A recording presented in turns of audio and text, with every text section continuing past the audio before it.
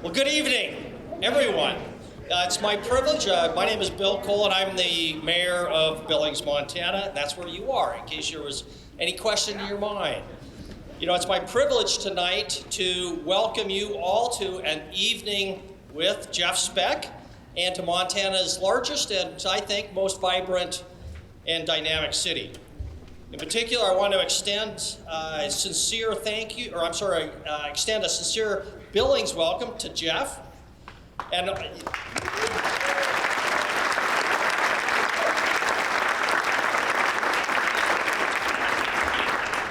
a number of others out there who are visiting from out of town. Jeff, today was a nice, if a bit windy, day to take a walk in Billings, which I understand you did. And it's going up to 72 degrees tomorrow. So if you've never been here before, and I know you haven't, trust me, you can believe me, every day in Billings is sunny and 72 degrees, year-round. On behalf of our community, I also want to say thank you to Ed Gulick, the organizing committee, the Billings Architectural Association, and the other sponsors for their contributions and hard work in making tonight possible. Please.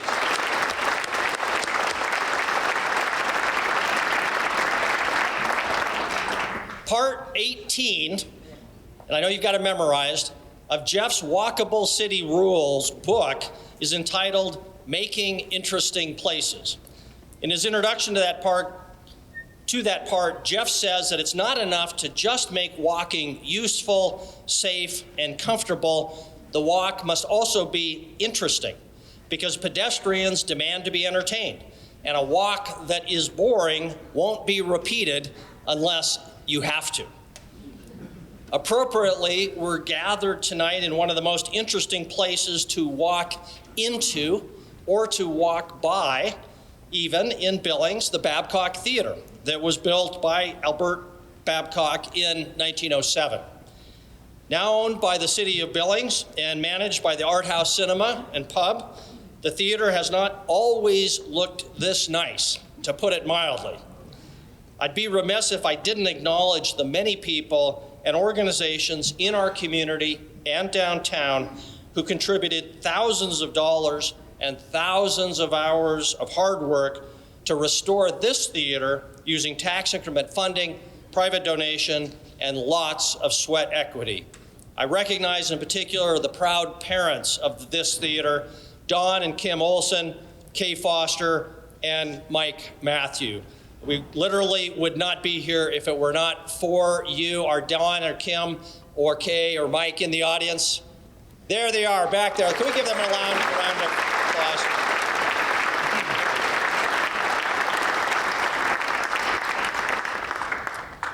Walking is a means to many ends. And one of the most important of such ends is building community.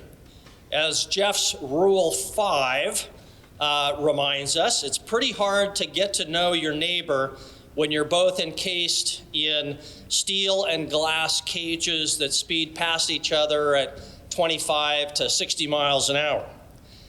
The average American now moves 11 times in his or her lifetime versus about 4 for Europeans. And a third of Americans report being lonely on a regular basis. Last July, Billings was ranked number 1 on the Wall Street Journal Index of Emerging Residential Markets. And in 2021, 3.9 people moved into Billings for every 1 who moved out. One of the highest rates of net in-migration for any city in the United States. There are many reasons for the recent popularity of Billings and other similarly situated communities. But I think that one of the most important is that communities like ours still offer newcomers an opportunity to know their neighbors, put down roots, and know the satisfaction of belonging to a community and to a place. On behalf of your neighbors, whether they live in Billings or elsewhere, thank you for doing what you can to build community in your part of the world. So again, welcome. Thank you for being here. And Ed, it is all yours.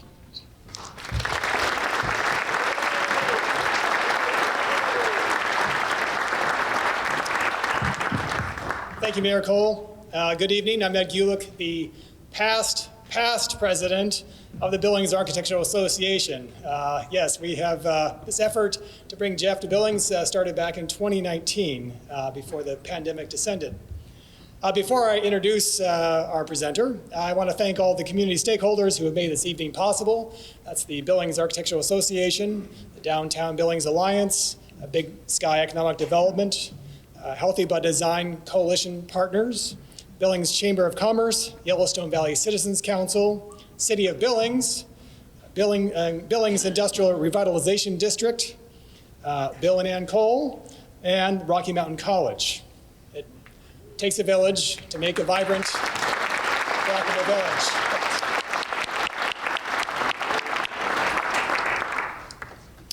So if book sales and video views are any indication, Jeff Speck may be the most listened to city planner in the world.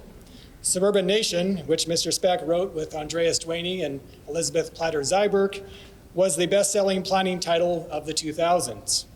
The Wall Street Journal called it the Urbanist's Bible. His award-winning book, Walkable City, published in 2012, was the dominant planning title of its decade and was named the second best urban planning book of all time, and has so far been translated into 7 languages. And his TED Talks and YouTube videos have been viewed by more than 5 million times. Formerly Director of Design at the National Endowment for the Arts, Mr. Speck founded Speck and Associates, a boutique planning firm, in 2007. His latest book, Walkable City Rules, 101 Steps to Making Better Places, was released in 2018 and has already been translated into 4 other languages. So Jeff, thanks for coming to Billings.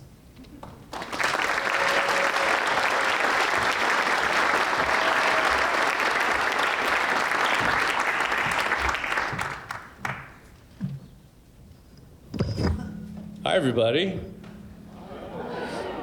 What a great crowd and such a beautiful space. This is amazing. So I, too, am grateful for the way you invested in yourselves and brought this back to life. I asked Ed who I should thank, and he said, no, I'll thank everyone. So I'll thank Ed. And Mayor Cole, thank you as well. Yeah, this was planned to happen 3 years ago. I didn't realize it had been 3 whole years. And we all know what happened after that. But I'm so excited to finally be here. It is my first time in Billings, but I have been in Red Lodge. And I want to acknowledge my college friend, John Clayton, who's in the audience. Maybe some of you know John. Put your hand up, John. Who hosted me once in Red Lodge. And I'd forgotten, he reminded me tonight that I once put him up in my apartment in Miami Beach. So I guess we were even there. I have a lot to say to you. As the mayor suggested, a boring walk will not be taken twice. And if I bore you tonight, I won't be welcome back. So I'm going to go fast, try and get through everything. But as usually happens, what I do is before I come to a place, I study it in Google, and I walk the streets figuratively. Then I get here and I walk it literally, and there's just so much that one discovers in these places. There's no way I can tell all of it to you tonight, but I'm going to do my best to go through as much as I can. So let's not delay. My book that was mentioned is called Walkable City. Just because I should say it, there will be a book signing afterwards, right in front here. And I believe we have that book and also Walkable City Rules. So please come down afterwards, either to get a book or just to say hello. But in Walkable City, I talk about, it's really 2 parts. The first part of the book, which people don't need to hear as much anymore, is why we need our cities to be walkable. And then the second half, which is most of the book, is how to do it. That first part I'm not going to go through tonight for a number of reasons, but also because it's a TED Talk that you can see in 15 minutes. So actually, if you're interested in learning more about why it's so important, please go there. Or if you want to, wrangle someone else into sharing what I hope is your enthusiasm after this event, I'll tell you more about the TED Talks in a bit. But tonight we're not going to talk about that. We're going to talk about how to do it and what in Walkable City I call the general theory of walkability. And the general theory of walkability asks the question, in America, in which driving is so easy and so cheap, and you don't pay the full cost of it by a long shot, and actually every mile you drive costs less than the mile before, because the fixed costs of driving are very high, but the variable costs are relatively low. In fact, it's only about 1/4 to 1/5 of the cost of driving are variable costs. So the car is cheap to use. Most Americans have it. It's there in the driveway between you and everything. And if we're going to make the choice to walk instead of drive, the walk needs to be as good as the drive. And to do that, it needs to do 4 things simultaneously. It needs to be useful, it needs to be safe, it needs to be comfortable, and it needs to be interesting, as the mayor alluded to. So that's the structure of most of my book, and it's the structure of my talk tonight. I'm going to walk through each of those categories. The useful walk is a story I learned from my mentors, Andre Stwani and Elizabeth Plater-Zyberk, the founders of the New Urbanism movement, which I enthusiastically joined in the late 80s. Andres used to tell this story, he called it the story of planning, about how people were choking on the soot from the dark satanic mills, and the planners said, hey, let's move the housing away from the factories. And when they did, lifespans increased immediately and dramatically, and the planners were hailed as heroes, and we like to say they've been trying to repeat that experience ever since. So you have the onset of what's called Euclidean zoning, the separation of the landscape into large areas of single use. We now know this is wrong, but this sort of map sits on almost every piece of land in America currently. It needs to be undone if we're going to have walkable places again, in which, well, I was an art history major, as John can attest. They say that's not the most lucrative choice of major, but I can tell you, you don't want a Rothko, you want a Syrah. Syrah was the pointillist. And this is actually not a zoning map, it's an actual land use map of where I was this morning in Manhattan. And you can see the finer grain, the more confetti-like, right? The finer grain of uses, that's what makes walking useful. Which brings me to the fundamental new urbanist conversation, which we've been having for 30 years now, but I always very quickly go through it because it's kind of the conversation that turned me when I heard Andres and Liz talk about it, which is that there's only 2 tested ways to make communities. There's 1,000 ways to make a city, but there's only 2 that we've made by the thousands. And one is the traditional neighborhood. This is Newburyport, Massachusetts, near where I live. And the other is suburban sprawl. And the neighborhood is defined as being compact, being diverse, and being walkable. And sprawl, in contrast, is clearly not compact, that's the name. It is not diverse. Whole square miles might hold just one use or one thing, right? The same house over and over again. And it's not walkable because if you look at this image, you'll actually see very few streets actually go anywhere, right? There's the loops and the cul-de-sacs. So those few streets that do connect have to handle all the traffic of a metropolis. We call them vehicular sewers, because they're sized and designed in order to move as many cars as they can, as fast as they can. And so actually, according to Adam Ruins Everything, he ruined the suburbs, you are 270% more likely to be killed by a car in this environment than you are in that environment, even though everyone wants this cul-de-sac, right, for the safety of their kids. So those are the 2 models, and it's fun to break sprawl down into its constituent parts, the places where you only live, where you only work, where you only shop. Schools get bigger and bigger and therefore further and further away, and you can see the parking lot is larger than the school, which often happens. And then even our playing fields get consolidated. In this model, when you're assuming that everyone is driving, you make certain decisions that seem crazy when you step back. You know, this house actually has to go 1.5 miles to get to these playing fields, and here's proof of that path, because you just presume everyone's going to drive everywhere. And of course, what happens is one parent or both become chauffeurs, and the child and the elder is dependent on people of driving age. So when you separate everything from everything else and reconnect it only with automotive infrastructure, you know, this isn't Photoshop, this is just California. Streets get bigger and bigger. And you know, for many people, according to the National Association of Realtors, between 40 and 60% of Americans do want the house that has its own yard rather than being able to walk to shopping or school or other things. But I always say, if this is your American dream, then be prepared for your American nightmare, because these two things require, the one on the left requires the one on the right, often to absurd extremes. And the amount that we invest in our horizontal infrastructure, we rob our vertical infrastructure, like our city halls, and we put all the money into streets so that you never have to wait more than one cycle at a light, right? Because if you have to wait more than one cycle at a light, you just want to kill yourself, because the environment is so completely banal.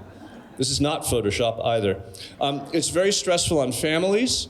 Actually, the longer your commute, the more likely you are to be divorced. That's a fact. And then this is an image I got from an epidemiologist. And the epidemiologists have become our best friends, because they argue, and this is of course in the book, but the epidemiologists tell us the reason we have the first generation of Americans who are actually this was 15 years ago, the first generation of Americans who are expected to live shorter lives than their parents, is that we've engineered out of existence the useful walk. And I like to say, the fact that you drive to park, to take the escalator to the gym, to get on the treadmill, to walk, is why we have a morbid society. So, driving is no fun. Being a pedestrian can be worse. And this is a very important image.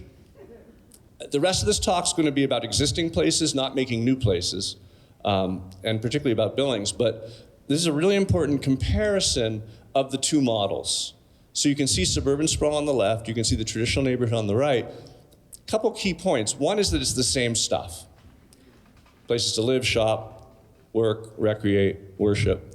But how big is it and how far apart is it? And then the second thing is, do you have a nice network of streets, what we call a capillary system, or do you have the branching, what's called dendritic, branching sprawl system, in which there's only one path from anywhere to anywhere else? So as your city grows, this is the system that's been adopted. It's Californian system as well, but it's actually worse for cars. Even though this was designed before cars and this was designed for cars, one engine fire on the collector road and your whole city shuts down for an afternoon. So it's actually an inferior model from any perspective. But let's talk about existing places. And when you look at an existing downtown like yours, with this wonderful grid that we'll be talking about, you ask this question: what is missing? This is the first category, this is the useful walk. So in terms of use, what is missing or underrepresented? And in most downtowns, yours included, there's a disproportionate lack of housing.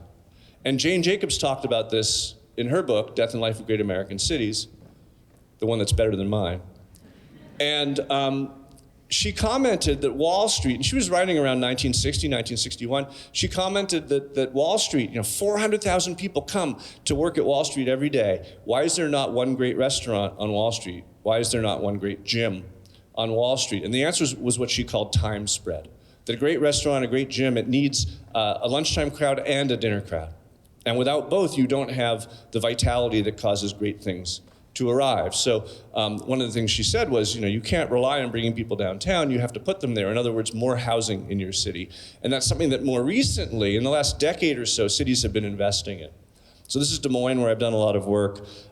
They were 2,500 units downtown in 2000. Now they're 10,000 units. And they did it by investing with tax abatements for 10 years and tax increment financing for 10 years. And I know that your city also has a tax increment financing model. I don't know if it's as aggressive as it could be. The message I come to share is it's worth the investment. The more you invest to bring people downtown, the more your downtown will start to sing, and the more revenue, ultimately, tax revenue, it will generate to support the city and pay that back. So we do see lovely examples of infill renovation, housing coming downtown. We have other examples of even larger, 72 units coming downtown on a site right in close. This is great. I would argue it's a start, and we need more. We need a lot more. When you start getting hundreds of new units downtown, your downtown will fundamentally change. And the demand is absolutely there. Ed Gulick was telling me they have a new project with 19 units, and they had got 50 reservations. Like the first day, immediately people were trying to buy it out. So 50 different people tried to get 19 units. And this has been the experience that I've seen all over the US. People want to live downtown. If you can make downtown living attainable, you will fill it up really as fast as you can build it. And that's what we've seen in other cities. Here's another interesting question that I don't show this group of slides in other cities, but it's certainly an opportunity here. What is valuable and being wasted? And the answer is parking. And I did a plan in Lowell, Massachusetts, and actually, I can't take credit for this, but before I got there, by the time I got there, this had been accomplished.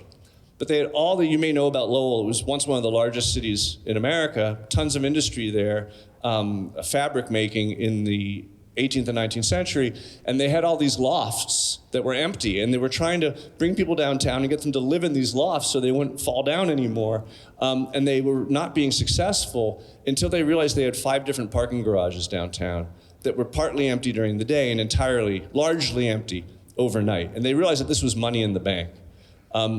And they filled, by attaching the parking garages to the lending requests that the developers made, because the lenders at that point required it, right? That allowed the construction, the renovation to happen. So I call it garages leveraging housing. In your downtown, you have a lot of garages, and they are, in some cases, very empty. I think all of them have some vacancy. Some of them have almost entire vacancy. This is the new one you probably know about. These are the prime spots in this garage. This garage is entirely vacant. But this is money in the bank. This is the ability to, because often parking is 30% of the cost of building housing. So this is the ability to build. I found all your missing teeth downtown. This is an opportunity to put a lot of housing in downtown that is parked in these garages. You do not need to identify more parking or build more parking on site if people are willing to walk a couple blocks to a garage, which urban residents are willing to do. So you can put people downtown, and that's one tool you can use. So let's move on. The biggest category where we're going to spend most of our time is the safe walk, because that's where most things go wrong in cities. I have to say, I don't want to jump to my punchline too quickly, but that's what's going wrong here. And in fact, that's the only thing that's really a problem here. Like I visit a lot of downtowns. You know, I don't idly compliment cities. I visit a lot of downtowns. Your downtown has a lot going for it. And if you can fix your streets, you'll have like everything going for it. It's the last ingredient. It's actually the impediment. It's the, what's the word in chemistry? It's the limiting reactant to your success. Any chemists in the audience? The limiting reactant to your success is the quality of the feelings of safety in your streets, because most of the other stuff you've got going. So I want to spend a lot of time on that. It's also the one category of these 4 categories that cities can change right away. Now, you have an impediment, which many cities do. You have it a bit worse than others, which is the state DOT owns a certain number of your streets. Right? They own Montana and 1st and 4th and 6th and 27th. That's it, right?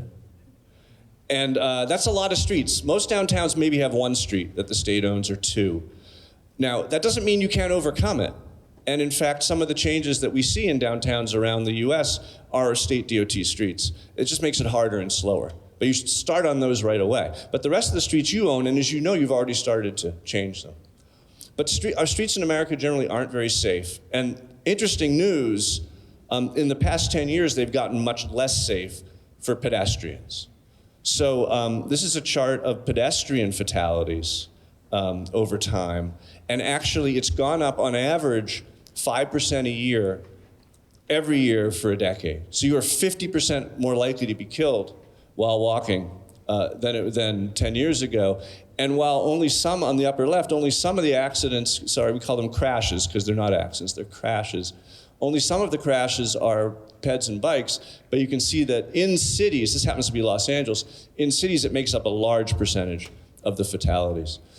In your downtown, these are not fatalities, thank goodness, but these are pedestrian, mostly pedestrian. The circles, the few circles are cyclists, but these are pedestrian crashes.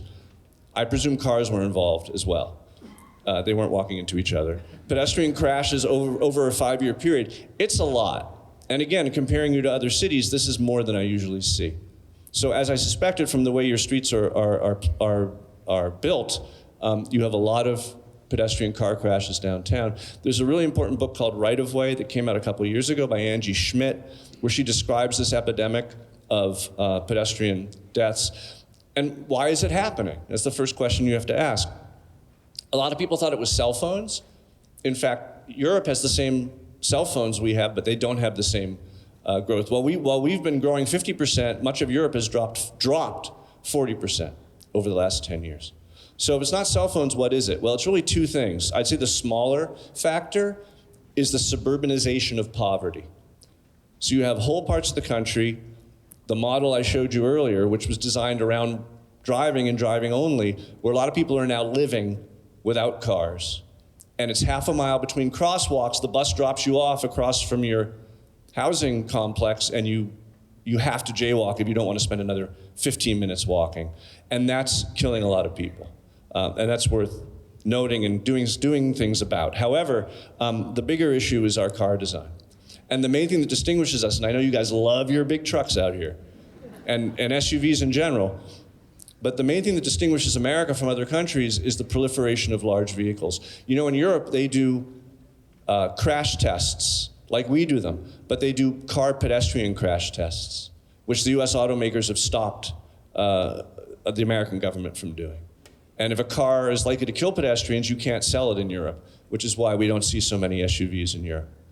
When you get hit by an SUV, you don't go on the hood, you go under the car. And of course, the car is moving faster, it's heavier, it's harder to stop.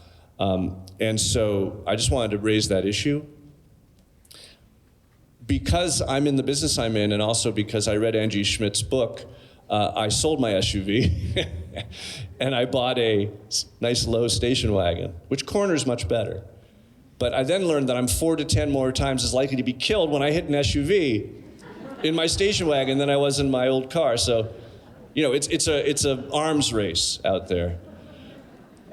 Make your own choices. But what I want to bring to your attention is that everything I'm going to talk about in this category has to do with how fast cars are going, and that you are 7 times as likely to be killed by a car going 35 as you are by a car going 25. And so everything we do when we try to make communities safer for pedestrians and cyclists is to create the cues that are going to slow the drivers down. So I want to talk to you about what those are. What are the factors in an environment that make drivers go more slowly? And by the way, depending where you are on the scale, each 1 mile per hour reduction in the average operating speed results in a reduction in fatal crashes between 7 and 22%.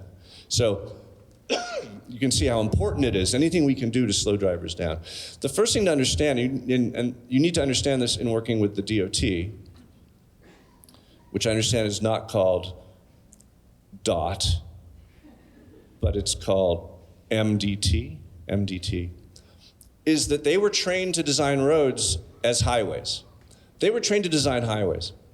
When you're designing a highway, people set their speed on a highway based on the speed limit. If you're like me, you get on, you take the on-ramp, you get on the highway, you look for the speed limit sign, which I understand here is like 98, and you set your cruise control for 10 miles an hour over the speed limit so you don't get a ticket.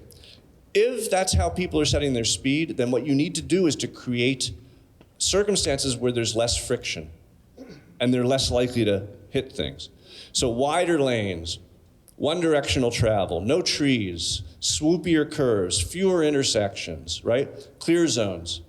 These are all things under those circumstances that make the road safer. Unfortunately, most highway engineers who become city street engineers because they work for a DOT still think that those rules hold. When in fact, how do you set your speed when you're driving in a city? You look around and you drive the speed at which you feel safe. And that means that all those things that made the highway safer actually make you more dangerous, because fewer intersections, one-directional travel, no parked cars, no trees, clear zones, those are all going to make you drive faster. And so it's a fundamental mental leap that the traffic engineers need to make. But the standard in America now is streets are intentionally designed, even through cities, streets are intentionally designed for speeds that are faster than the speed limit that people are desired to drive at. So this reminded me of a sign in your town, which is what you see on Montana and most of your state highways that run through your downtown. They are marked at 25 miles an hour, but they're the exact same streets with the exact same design that are marked at 35 miles an hour a few blocks ahead, and the design speed is probably about 50 miles an hour. So people are encouraged to go quickly down these streets. I mean, they really feel like highways. If you want to get deeper into this, there's a brilliant new book by Chuck Marohn called Confessions of a Recovering Engineer that is just fantastic. And it talks about this and really how lacking in scientific basis the current methods are for designing streets and how we need to change that. So let's start going through those issues that matter. The first is block size. This is Portland, Oregon, famously walkable, famously 200-foot blocks. This is Salt Lake City, famously less walkable, famously 600-foot blocks. Here's my family part of my family crossing a street in Salt Lake where they give you flags to wave so you won't get run down. Here they are side by side. It's remarkable, right? These were built around the same time, but they're fundamentally different types of cities. Here's 24 different California cities, and as you double the block width, block size, if you double the average block size, you quadruple almost the number of non-highway fatal crashes. So bigger blocks mean more danger. This is your downtown, and it's, you know, to understand, Portland's pretty extreme. So here you are, same scale next to Portland. This is really good. You're a little bit bigger, but don't feel bad. This is you next to Salt Lake City. Right? So you're more of a Portland type of city. This is where we say you have good bones. So the foundation is there for you to be very walkable. And you can thank your founders for using, I don't know, a 300-foot block or something like that as opposed to a 600. The next issue I want to bring up that most of you are well aware of is one-way streets. Multi-lane. And this is something I need to always say, because a one-lane, one-way street is perfectly fine, but a multi-lane, one-way street is very dangerous for a number of reasons. All that momentum going in one direction. It looks and feels like a highway, so you drive like you're on a highway. But the most important thing, I think, I have no proof of this, but I've been thinking about it for a long time, is the opportunity to jockey. Because if you have more than one lane in any given direction, then you're actually not stuck behind the car in front of you. And you become a different type of driver. I know I do. You know, I used to go home in Miami Beach every day from Miami to Miami Beach on Cayocho, which was a 3-lane one-way. And it was a game for me. You know, Mr. Pedestrian Advocate, how fast could I get to I-95? And I knew which lane to be in at which spot. And I was an entirely different type of driver than on a street where you're behind the car in front of you. And that's what makes multi-lane, I think the key thing that makes multi-lane one-way streets so dangerous and also bad for business. This is Vancouver, Washington. I met a fellow here whose parents live there now. Vancouver, Washington had one of these main streets that was just dead. And it was basically a one main street town. And they tried everything to bring it back. You know, the 6 Bs of the 80s, the bricks, the banners, the berms, the bandstands, the balloons, and the bollards. And nothing brought the street back to life until they convinced the DOT, and it was WashDOT, they convinced the DOT to make it two-way again. And these streets were all once two-way, right? They weren't born one-way streets. It was famously covered in this article in Governing Magazine by Alan Ehrenhalt. And he talked about how the data showed that the same number of cars were using the street, but the business revenue doubled. Now, that's half of it. The other half, as I mentioned, is safety. This is another study, Louisville, Kentucky, where from right to left, Brooks, First, Second, and Third Street were all one-way streets. Brook and First were reverted to two-way, while Second and Third were kept as one-way. On the two-ways, car crashes dropped by almost half. Crime went down as well. On the one-ways, car crashes went up, and even crime went up. Crime moved from the two-way street over to the one-way street for a very interesting reason that if there's interest at the Q&A, I'll tell you about. So I've worked on a ton of these. I've counted more than 78 of them. So, you know, you're not a pioneer if you do this. I've worked on a ton of them. This is one in New Albany, Indiana, just across the river, from Louisville, which was almost an all one-way downtown. This was our plan. It took them 3 years to agree to do it, and then they did it all in one summer after the neighbors insisted. We did a good propaganda campaign, but these are their signs, not our signs. And then I went back to visit, and the police chief, who I have to say fought it, said he's never seen a better scenario for public safety. Speeds have been reduced, crashes are down, response times to calls for service is far better than it's ever been. I think you'll start to experience similar experiences on your streets that you've already reverted, which are 29th and 30th. Yes. This is Cedar Rapids, where I did another plan. Cedar Rapids was half 4-lane, half one-way. And this was the changed plan. So except for the state highway to the north, we changed it all to 2-lane, two-way, because the traffic counts allowed it. This is parking where red is angled. We went from this to this. And this is biking. We went from this to that. And they did this with zero budget. Just as the streets came up over 8 years for repair, they changed them from this to that. That fellow on the left is learning how to park against a protected bike lane or in a protected bike lane. So you're downtown, you have, I named all the streets, Montana and First and Second and Third and Fourth, and I mean, they're all, the east-west streets are all, with one exception, right? They're all one way. And then you have the north-souths as well, a few of them. Montana and First, and some of them really do look like highways, right? Montana and First, and Second looks a bit better because it's only 2 lanes. Third, same thing. Fourth, another DOT. You can tell the DOT roads right away, right? 6th and 4th are DOT. And then 25th is not DOT. That's yours to change, and you're considering changing it, and 26th as well, and you should. And the ones that you've changed really look great. And I think it's interesting that you did the back-end parking, which the DOT asked, right? MDT asked for that. And it's funny that you guys did it because MDT asked for it, because most communities refuse to do it because the DOT isn't asking for it. I never want to be the one to bring back-end angle parking to a city because they hate you for it. But it does make the street much safer. You are backing into a static environment, and you're driving forward into a dynamic environment as you enter and leave, as opposed to what front-end parking does, which is you front into a static environment, and then you have to back into a dynamic environment, which is unsafe. It's particularly unsafe, front-end angle parking is particularly unsafe for bikes.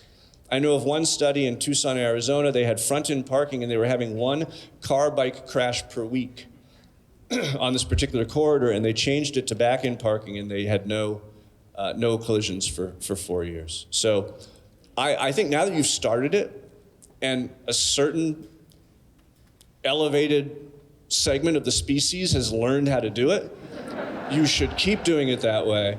There will always be ample parallel parking spaces, right?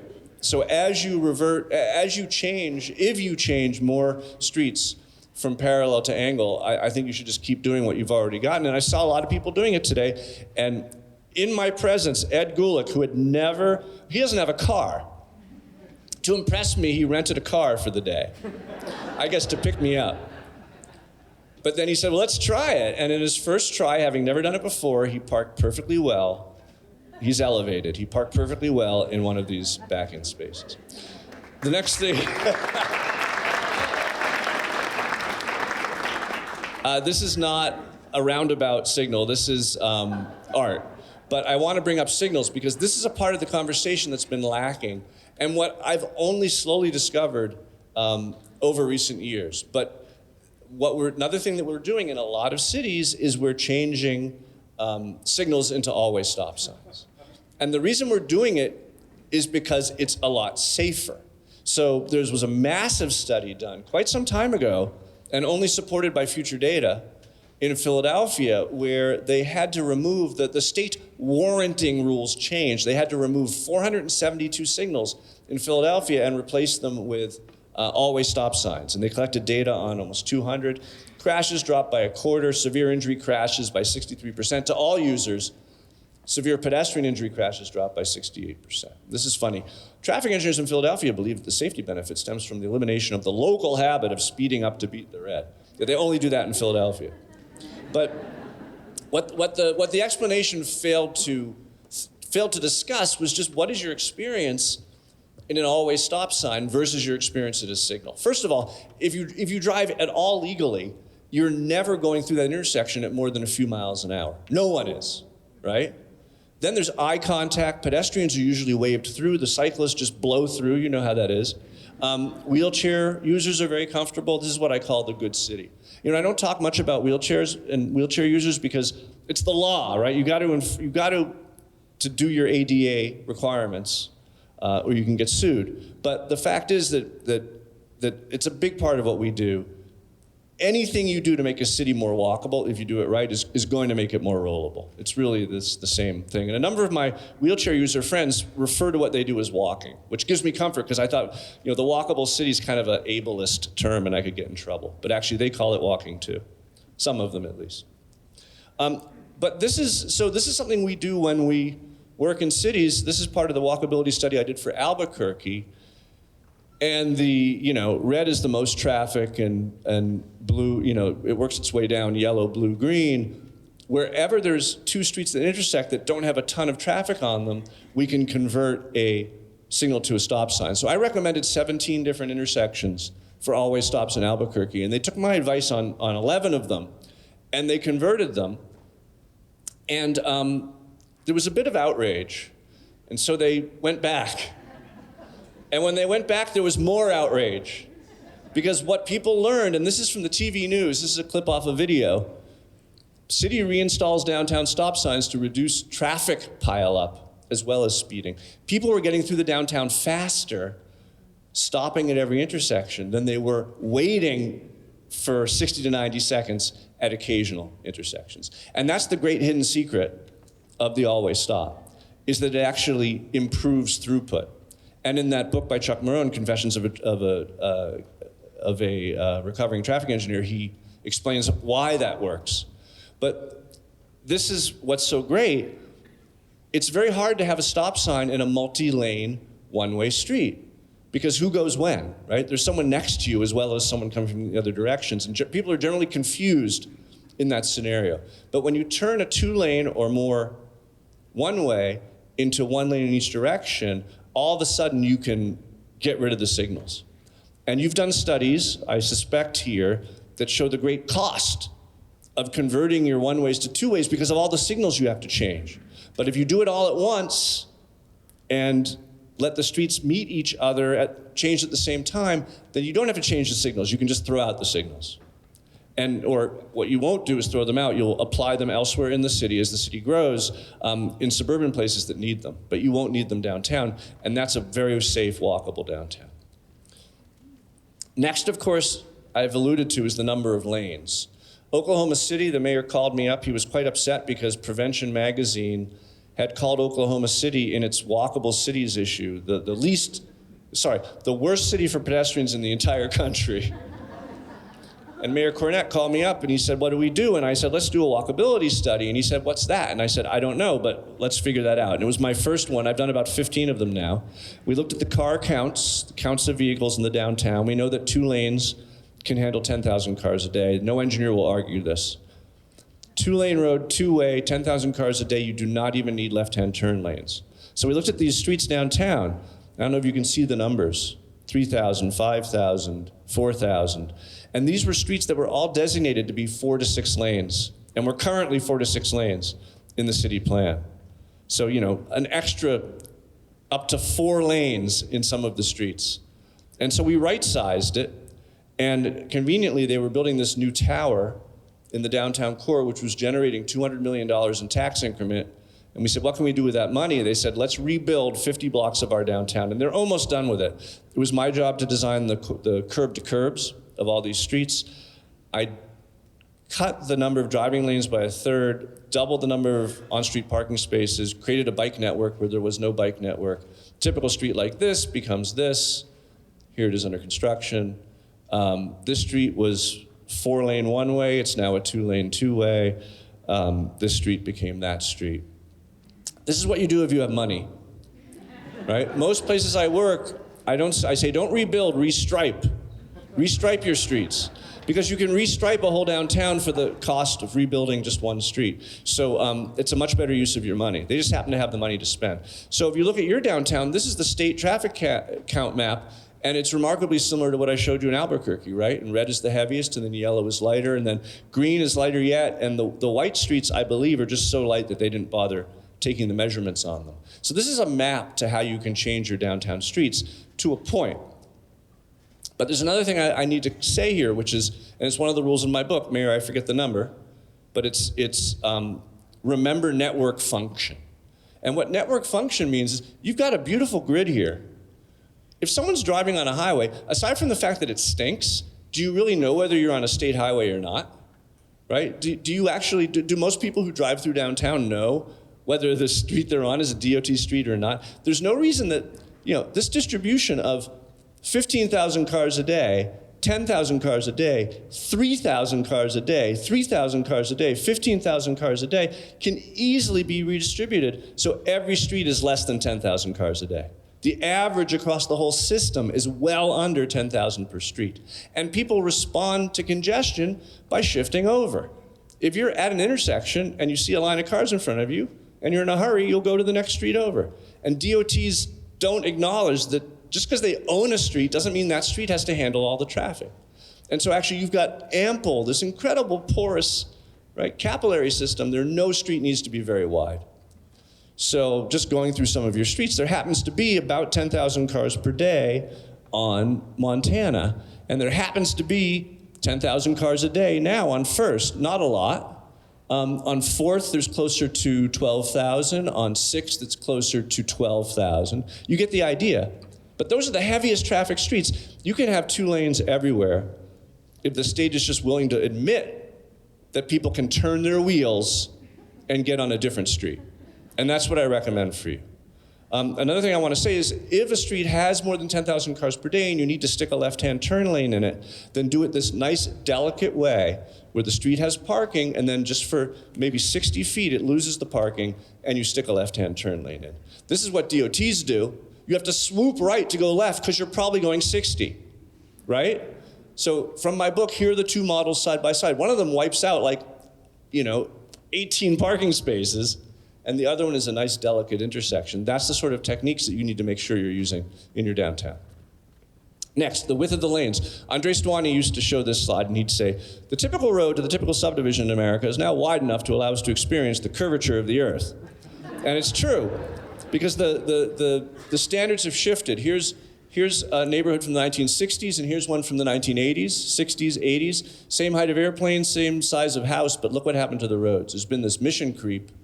And when roads get wider, people go faster. Everyone knows that. The DOTs know that. They'll tell you, we want wider lanes on the faster streets because wider lanes correlate with faster speeds. Now, let me just say, I'm going to be talking about a 10-foot standard. That doesn't apply to residential neighborhoods. Residential neighborhoods with low traffic, of course, can have 2-way streets. This is called a yield street. They're all over America. Sometimes as little as 12 feet. 2-way traffic because, if someone's coming at you, you pull over. This is the kind of street you play street hockey on because it's safe. This is a street in a project we designed. Vince Graham was the developer. It's outside of Charleston. He's a wonderful speaker. He goes to conferences. He shows these slides, and he quotes this famous philosopher who said, broad is the road that leads to destruction. Narrow is the road that leads to life. This plays very well in the South. So this is the new standard. For years, there's been only the AASHTO manual, American Association of State Highway Officials. That's what your DOT is using. They're designing your downtown streets with a highway manual. But the new manual is called NACTO. It's been approved in the majority of states and in many cities. I don't know if Billings has adopted it yet, but it's there for you. And the NACTO standard, as you can see here, is a 10-foot lane, which is what it used to be. How could this not be enough? Unless you want people to speed. You've got a pickup next to a SUV, 10 feet. And by the way, the standard parking lane these days is 8 feet. Here you have a 7-foot next to a 10. It's a 34-foot street that has parking on both sides, perfectly ample. And that should be the standard. So let's look at, I don't need to show you many of your streets. Usually I go through many of them, but you guys are absolutely ruthless with your 12-foot lanes. Some of them are a little bit bigger. See, I measured it here. Some of them are a little bit bigger, but the DOT's lanes are 12 feet, and most of yours are 12 feet. That's been the standard in many Western states for many years, but now we're going back to the 10-foot standard. Here, for example, is, I think this is 29th? No, this is second and third. This is second or third currently, and you can see 12-foot lanes in those streets as well. They should be 10. But then I just wanted to point out, this is your residential, one of your lovely residential neighborhoods, Burlington Avenue.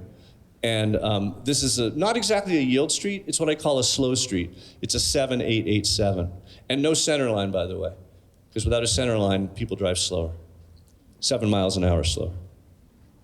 Next is the parallel parking, or angle parking, but the barrier of steel that protects the sidewalk from moving vehicles. It's very hard to have a comfortable sidewalk without it. This is Fort Lauderdale, where I did a walkability study. Until the study was enacted, this parking wasn't allowed on this curb during the evening rush hour, so people could rush out of the city and not stay and enjoy happy hour. But notice there's parking on this side of the street and no parking on that side of the street. Here's happy hour where there's parking. Here's happy hour where there's no parking. Because nobody wants to sit or stand or walk 3 feet from vehicles going 30 miles an hour. And then, of course, the other part of the picture is trees, street trees. People used to, some state DOTs still call them FHOs, fixed and hazardous objects, and don't allow them next to roadways. It's been determined that streets with trees are actually safer for all users than streets without trees, because the trees slow the cars down, sometimes dramatically. But better to hit a tree than a pedestrian. And a sidewalk that lacks parallel parking, if it has good trees, can still feel quite secure. This is a Dutch artist's interpretation of the street without the parking, without the trees. I know it's harder to grow trees out here, but any new street that you build, anytime you rebuild a curb and you're going to that expense, you really need to include trees, roughly 30 feet on center, large species native trees to line the road. Thank you. The trees, thank you. This is the study I alluded to a minute ago, a study in London where they found when they remove center lines from streets, people drive an average of 7 miles an hour slower. And I bring that up because it's like it really puts a fine point on this concept of what we call risk homeostasis. People adjust their behavior to the level of risk at which they're comfortable. And what a center line does is it lets you know that no one's going to hit you as long as you stay on your side.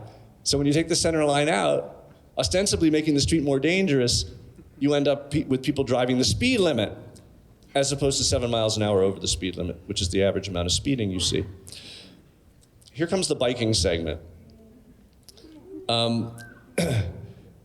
Cycling is the largest revolution currently underway in only some American cities. And it's happening in those cities that are providing truly safe space for cycling. This is in Pittsburgh. Notice this is the new standard, or it's the almost new standard of the protected bike lane. You pull the parking off the curb, you lose 1 lane of driving, and then the bikes are truly protected against the door zone buffer. This is a 2-way bike lane. That guy's going the wrong way.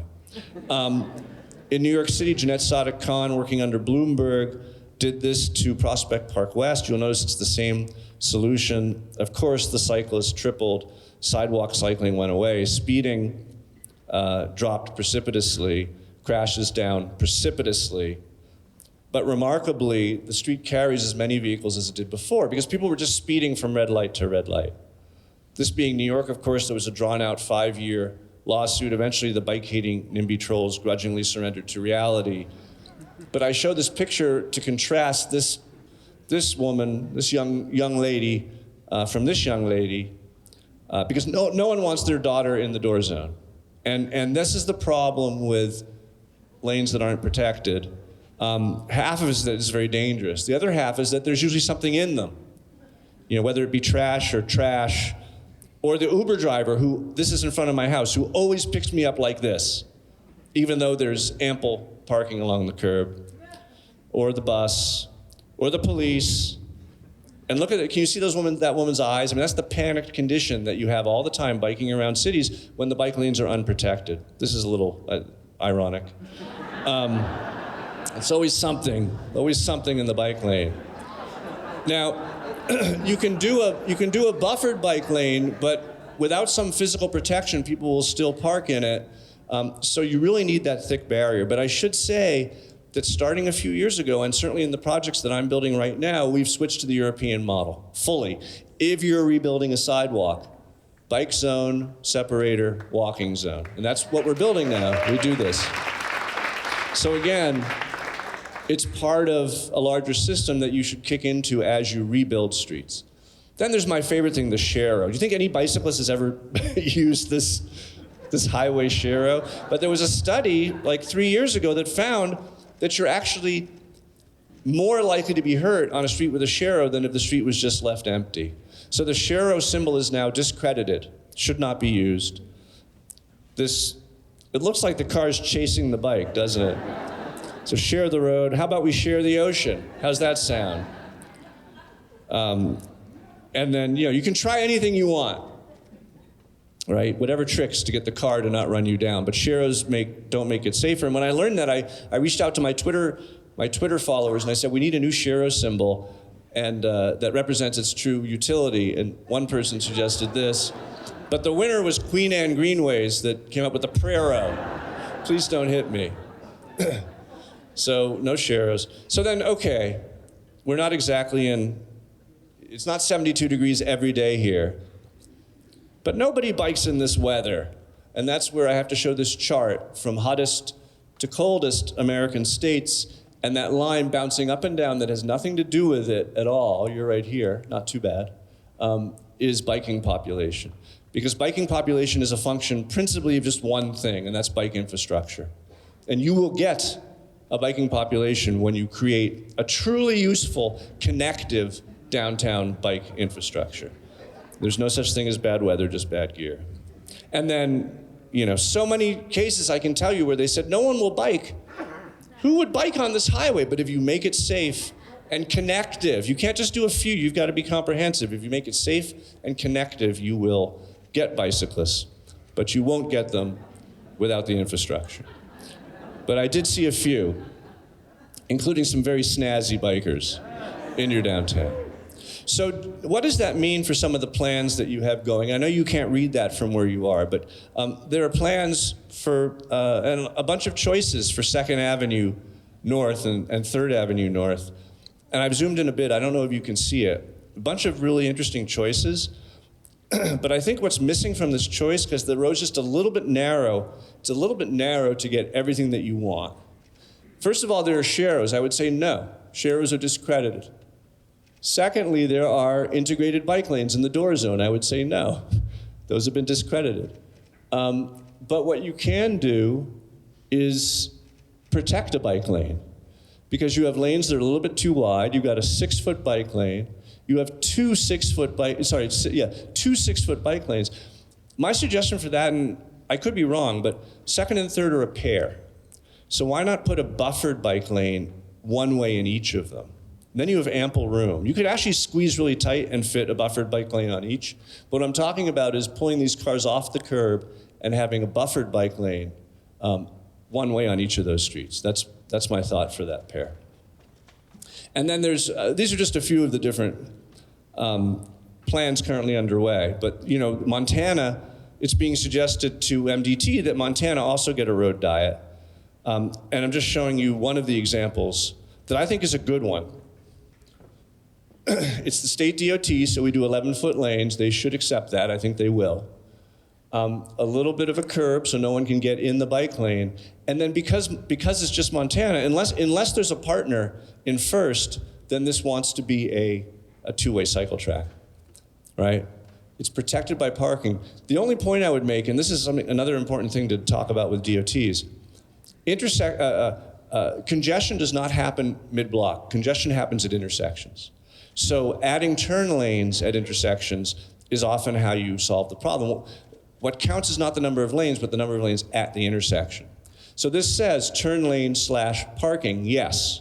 But you want to bring that parking very close to the corner, and then only then do you introduce a turn lane. So you ultimately have park, drive, drive, park. Now, I believe this street should be two-way. I think all of your streets should be two-way, and you should start working towards that immediately, and you already are. But in an interim condition, I could see that working.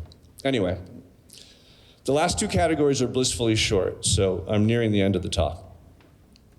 The comfortable walk is a little counterintuitive.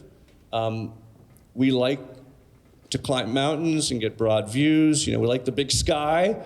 But actually, the evolutionary biologists tell us that all animals, humans among them, are simultaneously seeking prospect and refuge.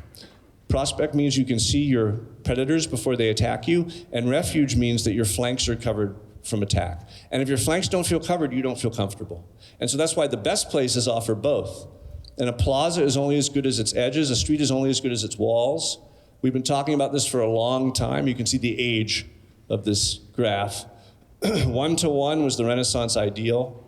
3-to-1, great. Beyond 1-to-6, you don't really feel enclosed anymore. 6-to-1 in Salzburg can be heaven, right? The opposite of Salzburg, of course, is Houston. This is an old picture of Houston. A lot of these parking lots have been filled in, but I keep showing the slide because the message is the same, which is it's typically the surface parking lot that's the villain when it comes to creating contained street space. And your best streets, you even got a roof. I mean, wow, it's really an outdoor living room. But you can see the nice ratio of height to width, and then all of a sudden there's a parking lot, and you lose that feeling of comfort in your downtown. So these missing teeth are super important to fill in. And then I hate to be a little bit critical, but I'm so glad these 72 units of housing are coming downtown. I honestly don't know what the architect was thinking, pushing these back away from the street. There's this yard in front, which is just kind of a suburban solution, these low kind of garden buildings. This is a city. This is how buildings line the sidewalk in a downtown. This is a suburban solution. I think this building is probably too late to change. It's not the end of the world. It's not horrible, but you shouldn't do this again because it's not urban. Okay. I get to leave. That's the best part of my job is I can say whatever I want. Well, no, I can be honest with you because I'm not looking for another job. And that's I think an accurate assessment. So that's a comfortable walk. And then finally, an interesting walk, as the mayor alluded to. I said 1-to-1 over here was the Renaissance ideal. This is 1-to-1, but no one wants to walk here. This is in downtown Grand Rapids, which is a very walkable downtown. I've done a lot of work there. But when one side of the street is a exposed parking deck, and the other side is a conference facility, apparently designed in admiration for that parking deck. It's just boring, right? So blank walls, horizontals, nothing changing as you walk through. But I think you've got them beat. And you have a couple of these. I mean, this is literally an office building that looks the most like a parking deck as any I've ever seen. Mayor Riley in Charleston taught us it only takes 20, he was mayor for 40 years, 10 terms. He was the first mayor to do this. It only takes 20 feet of building to hide 200 feet of parking, these thin, habitable edges. It's nice to occupy the ground floor, but it's even better to just have a thin edge of residences or other things. This is one in Miami. I call it the Chia Pet Garage, where they preserve these older buildings. You've got this one. You've got that. You've got a lot of exposed parking. Someone's calling BS on that parking lot. This one's at least kind of curvy-wurvy, but it's still blank and dead. Nice colors, but blank and dead. This one I kind of like. If you don't look closely, you don't realize that this building is actually a parking garage. Still, there aren't any real eyes on the street or activity, but this one is better than the others. And you can see the cars on the roof. That's how I discovered it. And then you have retail on the ground floor, some of it more successful than others. I think it's really important to let the merchants do their own facades, if possible.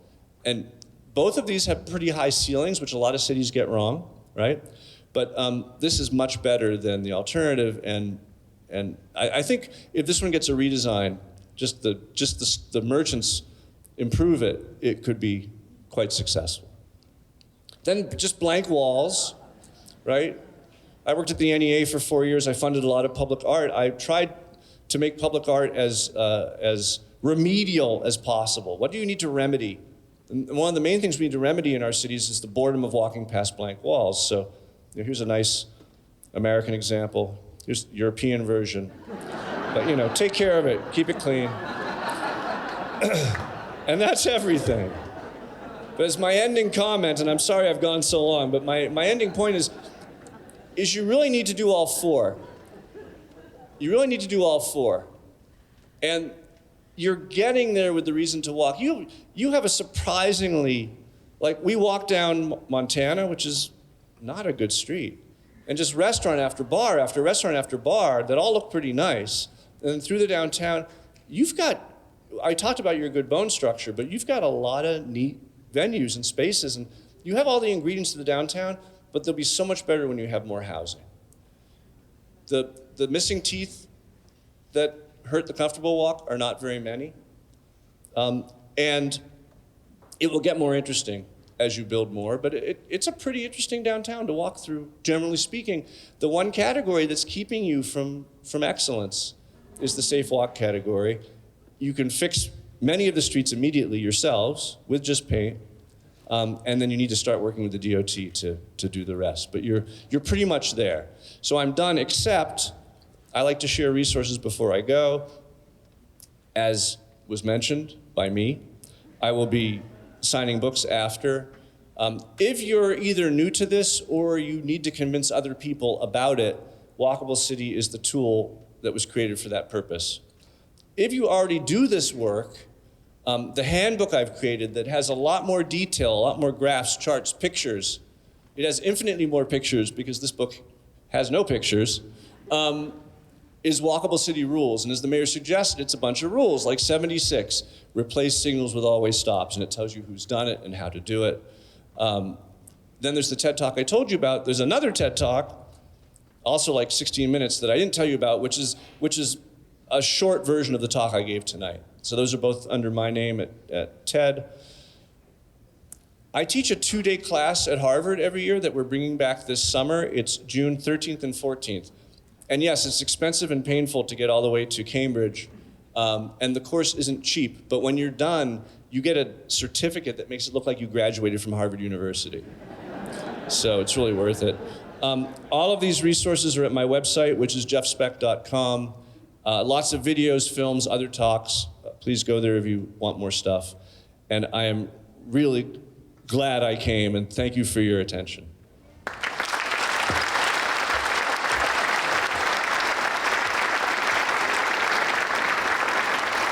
Thank you, Jeff.